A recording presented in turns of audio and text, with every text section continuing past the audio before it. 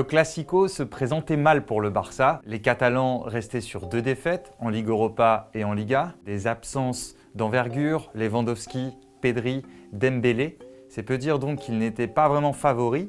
Et pourtant, ils se sont imposés 1-0 au Bernabéu jeudi soir en demi-finale aller de la Coupe du Roi. Mais le plus frappant, c'est la manière qui ne correspond pas vraiment à l'image que l'on se fait de son entraîneur Xavi, car le Barça a surtout défendu.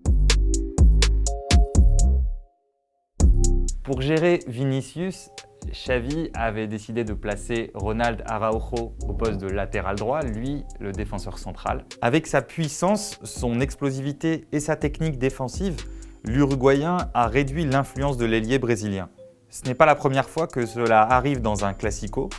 Araujo semble même avoir pris un certain ascendant psychologique sur Vinicius, qui ose moins lorsqu'il se retrouve face à lui. Le défenseur du Barça a reçu le renfort de Frenkie de Jong pour gérer le Brésilien. Il évite ici de se faire éliminer, préfère reculer pour attendre le retour de son coéquipier et ainsi mieux défendre sur Vinicius, l'emmener vers l'extérieur, puis intervenir. De ce côté, De Jong pouvait plus simplement se focaliser sur la prise à 2 avec Araujo, car le relayeur gauche du Real Toni Kroos décrochait très bas, tandis que le latéral gauche Nacho incarne un danger offensif assez relatif. Vinicius n'a jamais réussi à s'ouvrir le chemin vers le but.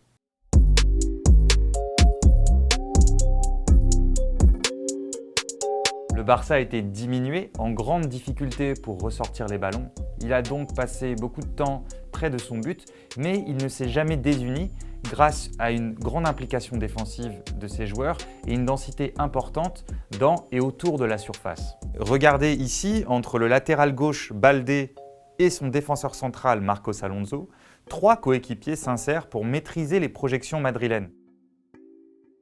Modric est bloqué, Valverde aussi. Le Real doit revenir en retrait et forcer une frappe.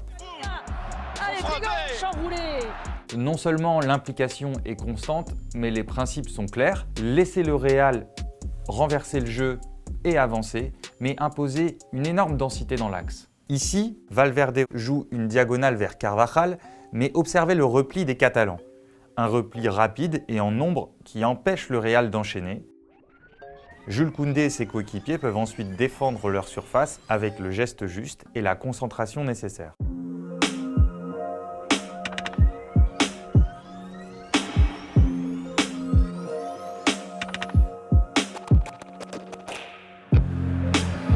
Ça ronronne, ça ronronne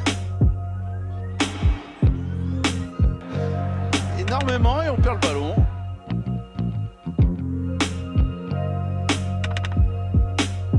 Lorsqu'une équipe passe autant de temps près de son but, l'un des risques est de concéder des frappes depuis des positions plus reculées ou sur des ballons en retrait. C'est encore plus le cas face au Real Madrid, spécialiste dans ce registre. Mais le Barça, qui n'a encaissé que 8 buts en championnat depuis le début de la saison, personne ne fait mieux évidemment, le Barça avait préparé cet aspect. Ici, vous voyez le repli habituel dont on a parlé, la densité entre le latéral et le central du Barça avec encore Kessié, Busquets et Gavi près du ballon.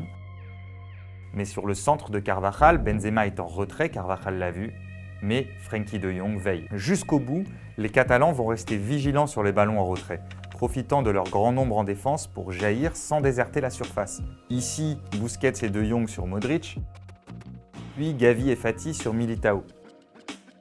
Koundé a régné dans la surface pendant que de Jong et Busquets ont été essentiels aux abords de celle-ci.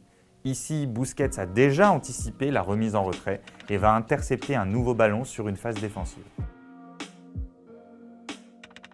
Le Real Madrid a tiré 13 fois au but, mais n'a jamais cadré dans ce match. Et le Barça est en grande partie responsable de ce constat. Les Catalans ont contré plus de la moitié des tentatives madrilènes et résisté jusqu'au bout. L'équipe de Xavi est loin d'avoir correspondu aux standards de jeu du Barça, mais elle repart du Bernabéu avec un avantage certain en vue de la qualification pour la finale de la Coupe du Roi.